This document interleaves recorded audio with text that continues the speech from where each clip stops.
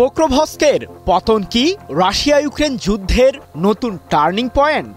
Ukraine কি যুদ্ধের নিয়ন্ত্রণ হারিয়ে ফেলল? পোক্রোভস্কের পতন মানে কি ইউক্রেনের দক্ষিণ ফ্রন্টও ঝুঁকির মুখে?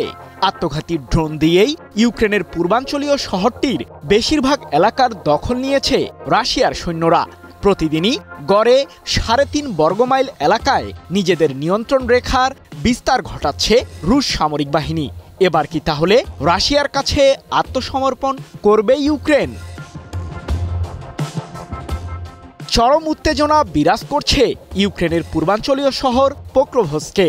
গুরুত্বপূর্ণ এই ট্রানজিট হাবটিতে গত কয়েক মাস ধরেই তীব্র লড়াই চালিয়ে যাচ্ছে রাশিয়া ও ইউক্রেনের সেনারা।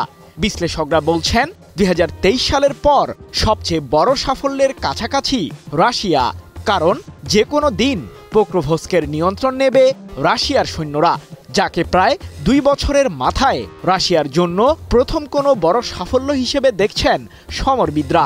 সম্প্রতি এক প্রতিবেদনে এমন তথ্যই জানিয়েছে মার্কিন সম্প্রচার মাধ্যম এনবিসি নিউজ।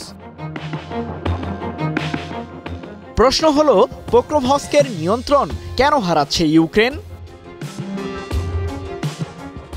রাশিয়ার সংবাদ মাধ্যম প্রাভদা ২৫ নভেম্বর তাদের এক প্রতিবেদনে জানিয়েছে, পোক্রোভস্ক মূলত এখন রুশ বাহিনীর নিয়ন্ত্রণে, যদিও শহরটির উত্তরাংশে এখনও ইউক্রেনের সামরিক বাহিনী অবস্থান করছে।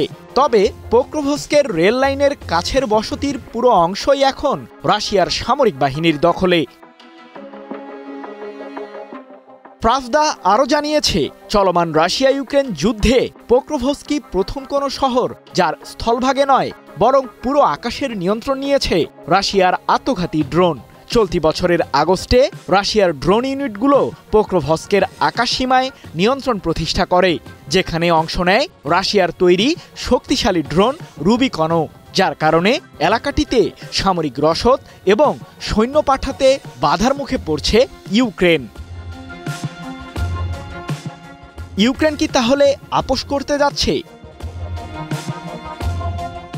রুশ প্রেসিডেন্ট ভ্লাদিমির পুতিন কড়া ভাষায় জানিয়ে দিয়েছেন, শান্তি চুক্তির একমাত্র পথ হল ইউক্রেনের গুরুত্বপূর্ণ অঞ্চলগুলোকে রাশিয়ার কাছে হস্তান্তর করা, অন্যথায় মস্কোর সামরিক বাহিনীর বল প্রয়োগে দখলের মুখোমুখি হতে হবে কিয়েভকে। মার্কিন প্রেসিডেন্ট ডোনাল্ড ট্রাম্পও ইউক্রেনের উদ্দেশ্যে জানিয়ে দিয়েছেন, প্রেসিডেন্ট ভলোদিমির জেলেনস্কি যদি ট্রাম্পের সমর্থিত চুক্তিতে রাজি না হয়, তাহলে অল্প সময়ের ব্যবধানে রাশিয়ার কাছে হারবে ইউক্রেন। বাছাইকৃত কাঁচামাল ও স্বয়ংক্রিয় ইউরোপিয়ান মেশিনে তৈরি হয় all time honeycomb, all time healthy life. এদিকে ইউক্রেনের সৈন্যরা ১ বছরেরও বেশি সময় ধরে পোক্রোভস্কে রক্ষায় আপ্রাণ চেষ্টা চালিয়ে যাচ্ছে, যদিও ১৫ আগস্টের পর থেকে প্রতিদিন গড়ে প্রায় ৩.৫ বর্গমাইল এলাকার নিয়ন্ত্রণ রাশিয়ার কাছে হারাচ্ছে জেলেনস্কির বাহিনী। সৃজন মাহমুদ, নিউজ 24।